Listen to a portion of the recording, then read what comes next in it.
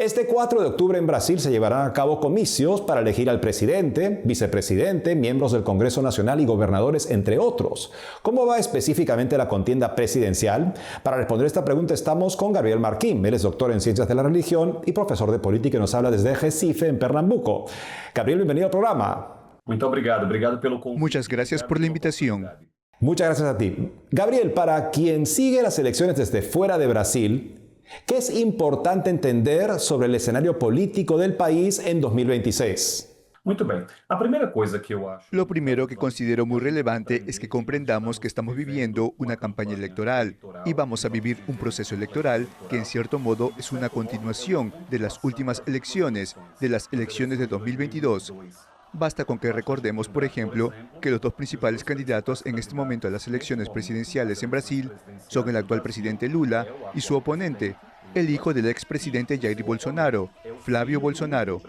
Como todos sabemos, Jair Bolsonaro está inhabilitado para postularse a la presidencia de la República por una serie de cuestiones judiciales, y quien asumió, por lo tanto, el legado, la herencia de Jair Bolsonaro fue su hijo, Flávio Bolsonaro. De cierto modo, entonces, las elecciones en Brasil están reflejando ese clima de polarización que estamos viendo en todo el mundo. Basta con que recordemos, por ejemplo, la última campaña presidencial en los Estados Unidos, que estuvo bastante polarizada entre Trump y Joe Biden. Teniendo en cuenta que Trump ya había sido presidente, entonces, en cierto modo, estamos viendo no solo en Brasil, no solo en los Estados Unidos, sino en América Latina en general y también en todo el mundo, este movimiento de tensión política, esta crispación política. Entonces, ciertamente las elecciones de este año en Brasil son una continuidad de las elecciones que tuvimos. Esto, en mi opinión, muestra incluso la dificultad que estamos encontrando para buscar y encontrar un camino alternativo a la polarización. Es como si estuviéramos permanentemente produciendo la polarización de siempre, y al mismo tiempo, esta elección será fundamental para que entendamos el camino del país de aquí en adelante. Gabriel, ¿el bolsonarismo sigue siendo la principal fuerza de la derecha en Brasil? ¿Qué representa hoy Flávio, el hijo del expresidente, dentro de este movimiento? Sí, sin duda alguna, los principales analistas políticos ya están demostrando que el bolsonarismo ha superado a Bolsonaro. El bolsonarismo en realidad se ha convertido en un movimiento que va más allá de la propia figura de Jair Bolsonaro. ¿Qué es el bolsonarismo? El bolsonarismo, en un sentido amplio y general, se puede describir como un movimiento que surgió principalmente de 2018 para acá, en la primera elección de Jair Bolsonaro, muy impulsado en primer lugar por un discurso de insatisfacción con la política, con la democracia. Así, en los últimos años hemos tenido en Brasil un cierto cansancio de la población con respecto a la democracia, que no cumple totalmente lo que promete. En segundo lugar, el bolsonarismo es fruto de un movimiento de comunicación en las redes sociales. Es imposible entender el bolsonarismo sin Facebook, sin Instagram, sin las redes sociales en general. Y al mismo tiempo, el bolsonarismo es fruto de un movimiento de derecha, o de lo que algunos autores llaman extrema derecha. ¿Por qué? Porque en última instancia el movimiento bolsonarista tiende a intentar entorpecer el proceso democrático, incluso participando en la democracia. Este es uno de los principales temas hoy, no solo en Brasil, sino en varios países del mundo. Tenemos algunos movimientos que entran en el proceso electoral y forman parte del proceso democrático, pero al asumir el poder, terminan minando poco a poco la confianza de la población en la democracia. Ahora, es importante decir que se imaginaba que el presidente Bolsonaro lograría traspasar todos sus votos o su gran fuerza política a su hijo, y esto, hasta ahora, no ha sucedido. La derecha en Brasil todavía está bastante fragmentada.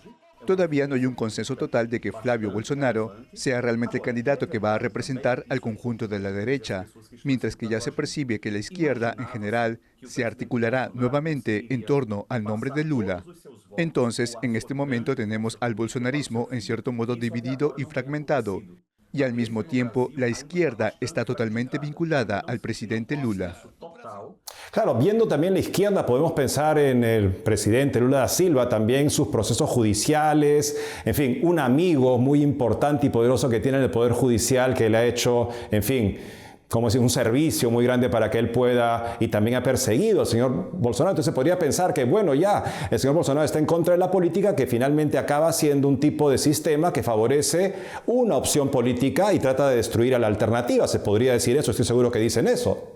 En realidad hemos estado viendo esto. Y esta, sin duda alguna, es una de las grandes fragilidades de la política y del sistema judicial brasileño. Lo estamos viviendo desde hace algunas décadas. Esto no es solamente ahora. Si nos ponemos a pensar desde 2013 a 2015, observamos en Brasil una interferencia política cada vez mayor del Poder Judicial. Esto en determinado momento favoreció a Bolsonaro y el Poder Judicial favoreció también a una elección del presidente Lula. Opino que necesitamos retomar la comprensión de la democracia como un sistema político que está más allá de la pasión individual de las personas. Porque cuando tenemos un sistema político que es vulnerable a las decisiones de un ministro del Supremo Tribunal Federal, nos quedamos a merced de intereses de parte. Por eso es muy importante esta elección. Es muy importante, entre otros motivos, justamente para que reconstruyamos nuestra comprensión del sistema electoral, del sistema democrático del país. Tiene que poder garantizarse ciertamente la independencia de las instancias del poder para que pueda haber una garantía que finalmente dé paz, como usted dice, a una situación política polarizada que de otra manera seguirá estando bastante polarizada. Gracias por estar con nosotros el día de hoy, Gabriel, para explicarnos la situación de cara a este proceso electoral en Brasil. Muchas gracias. Quedo siempre a disposición. Un abrazo.